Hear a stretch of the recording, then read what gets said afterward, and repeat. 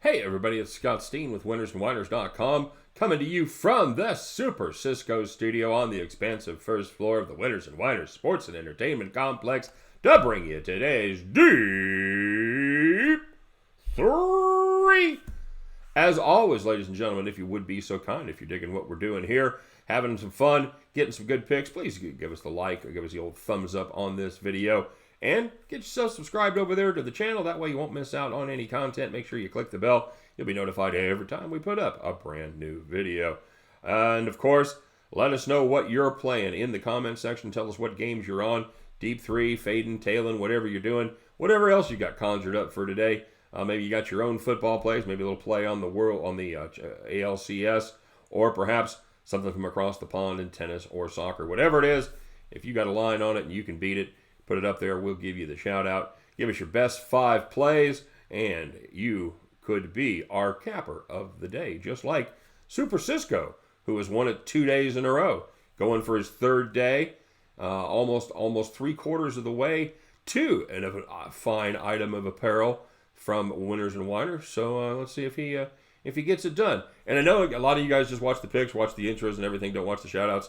Some of you have been talking about the shout outs, so I wanted to talk about my chair.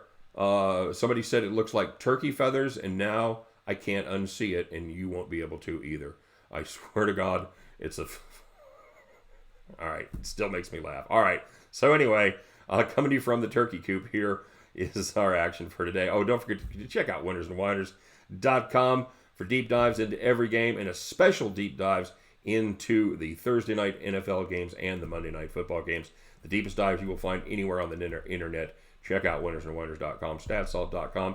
Check out our partners over there at pointsbet.com for all you folks in New Jersey and Iowa looking for the best place to put a bet down. You done found it with pointsbet.com. All right, kids, quick review of yesterday's action. Excuse me, we had the USA, the South Alabama Jaguars. Had them in a couple spots here. We tried to thread the needle, kids, on this one, and we didn't quite get away with it.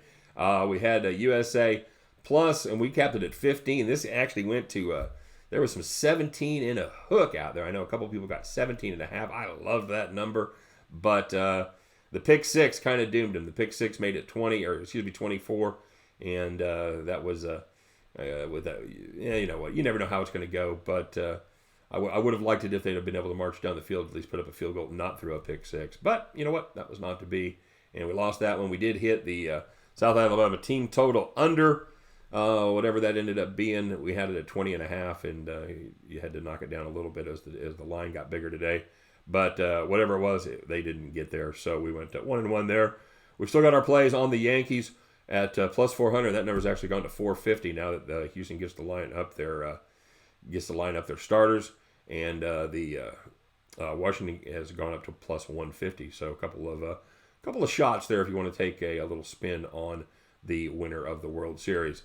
And on the premium side, we had one play. We had the South Alabama Troy. We had the under 55 in that one, and that came in. We didn't get a ton of breaks. And if you guys you probably won't do it like I will, but if you happen to look at game film on this, the center for Troy spent pretty much the entire game just absolutely mugging the nose tackle for South Alabama, man. I never saw so many holds that didn't get called. You know, in this day and age where you see a penalty every other play, it was kind of nice to see not a lot of penalties, but man, a couple of holding calls when they picked up those first downs sure would have helped our cause as far as getting the Jaguars a little closer to home. Anyway.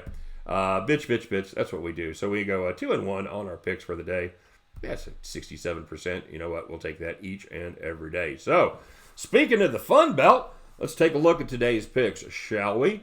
As the Louisiana Lafayette Raging Cajuns travel down there to Arkansas to take on the Arkansas State Red Wolves. Excuse me. What I'm looking at here is I'm looking at the team total of 37 for the Raging Cajuns. And I do like me some over in that one quite a bit. I think I like the number there. The Red Wolves defense, they are absolutely awful, and I mean like really awful. Only UMass gives up more yards per game than Arkansas State, and only 7 teams give up more points than the Red Wolves, who check in at 40.8 points per game. Excuse me, Georgia State, very similar team to Louisiana in that they are run heavy, and they absolutely gashed the Arkansas State defense for 340 yards on the ground and 52 points. Now, one caveat there, Georgia State does run a lot more tempo than Louisiana runs, but they still run a very similar. They had some massive holes. I watched this game. I went back and watched the game film on this. They had some absolute drive a literal truck through the holes against this defense. I don't know what they're doing wrong schematically, but they are definitely doing something. They do not have guys in the right position whatsoever. The Cajuns, they don't run the frenetic pace that the Eagles do, but the defense should be able to generate an extra possession or two. They have a decent defense. Louisiana does. Arkansas State, they like to throw the ball around, which means one of two things. They're either going to be completing passes, moving the ball down the field, doing their thing, or they're going to be throwing incomplete passes and punting. Either way, that helps our team total over, as I think we'll be able to get a couple extra possessions here for the Raging Cajuns. Give me the University of Louisiana Lafayette Raging Cajuns team total over 37. And stopping in the great state of California as we take on as UCLA travels up the coast to take on the Stanford Cardinal. I'm looking at the number here of 50.5, and I like this under a bunch. The Cardinal is down to their third-string quarterback, and they are definitely going to look to run the ball to keep the pressure off of sophomore quarterback Jack West, who's making just his first start. Is 1 for 5 last year as a freshman in mop-up duty. Now, Scarlett is a solid running back, but pretty unspectacular. He averages 4.4 yards per carry, but they are going to look to hand it to him early and often against a pretty bad UCLA defense. In fact, UCLA is pretty bad all the way around, except for 19 minutes versus Washington State. This offense has been absolutely dreadful. They put up 31 against a bad Oregon State defense, but in the other games, they failed to crack 20 points in the other 4. They faced 2 great defenses in Cincinnati and San Diego State, granted, but the Trees, they ain't that far behind as far as being able to line up studs on the defensive side of the ball. Adding to it as of right now, UCLA starter Dorian Thompson-Robinson, DTR, is questionable with a banged-up knee. All the more reason to expect a slog for UCLA. In this battle, the only winners are the folks that DVR'd the Chiefs-Broncos game. I'm just kidding. There's also the people that are going to bet the under. Those people are going to be winners as well. Give me the under 50.5 at Stanford UCLA. And we're finishing it up with our pick from the NFL as those Kansas City Chiefs travel to Denver to take on the Broncos. I'm looking at the team total for the Chiefs here at 25.5. Believe it or not, I like the under. Suddenly, Chiefs are struggling on offense. There's a number of reasons. We talked about the injuries to Mahomes, injuries to key players, but probably the number one reason that they're struggling on offense is the Chiefs' defense. The teams have figured out that Mahomes can beat you pretty much from anywhere on the field except the Chiefs' sideline. The defense for the Chiefs just can't get any stops. Teams are methodically moving the ball right down the field, and the defense is doing very little to stop them. The Chiefs are 30th in time of possession. They're just holding the ball just 26 minutes and 39 seconds. They've been even worse in their last 3 as they have held the ball just over 23 minutes per game. Yikes. The Chiefs' defense is still going to be without stud tackle Chris Jones. And even with Jones, they have been just dreadful against the run, giving up 161.8 yards per game. And that is 30th in the league, behind only 2 teams masquerading as NFL squads in Cincinnati and Miami. Phillip Lindsay and Freeman, they're going to keep the chains moving. Flacco, he's going to be able to do his part with the suddenly MIA Chiefs pass rush. Flacco's not good when you put pressure on him. Luckily, he ain't going to have much. Give me the Broncos to move the ball down the field pretty much at will, keeping the Chiefs offense on the sideline. Give me the Kansas City Chiefs for the 3rd week in a row, all of a sudden, not scoring at 25 points. Give me the Chiefs under 25.5. And we're going to play the under as well in the full game in the UCLA Bruins Stanford Cardinal under 50.5. And we're going to go over in the Fun Belt as the Louisiana Lafayette Raging Cajuns tack up more than 37. So let's get yourself down on those 3 picks at the end of this fun football night. You guys can join me. We will pick up our winning tickets, and we will head back to the window. All right, everyone. Quick look here as we do the shameless plug for our premium picks.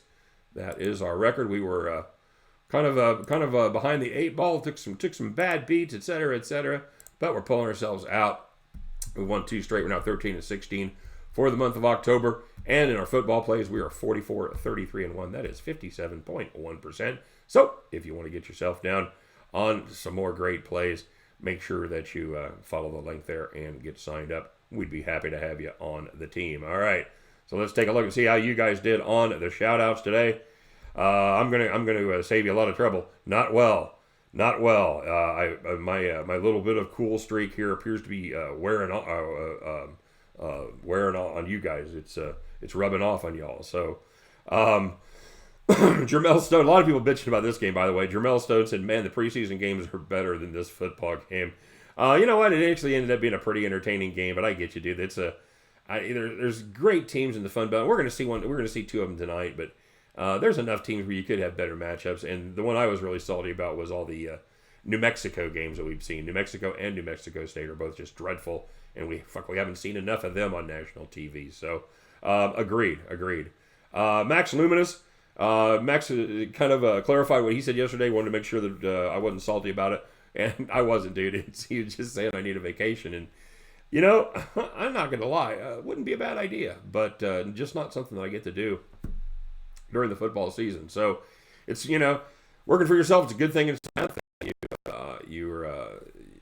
I'm on my own doing my thing, but you work a lot of hours, and it's a labor of love, and I love it, but.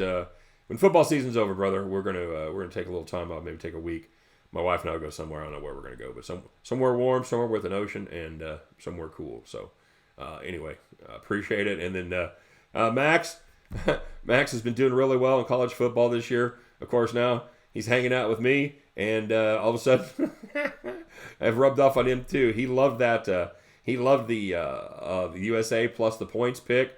And said, yeah, absolutely, and for all the reasons, man. The public was on Troy. They never heard of South Alabama. Blah blah blah. It was such a square pick on Troy, and it ended up hitting. It just pissed you off. It's one of those games. I think we capped it right, but it just the result just didn't work out for us. So it didn't help. They threw the pick 6, and the kid just dropped the pass for USA. In the end zone, had him on that perfect little on the fade, about 20 yards, just dropped a dime and plonk right through his hand. So, anyway, yep, you're right. We should have hit that one, Max, but we didn't, my brother. Steve Godon. Steve got juice today.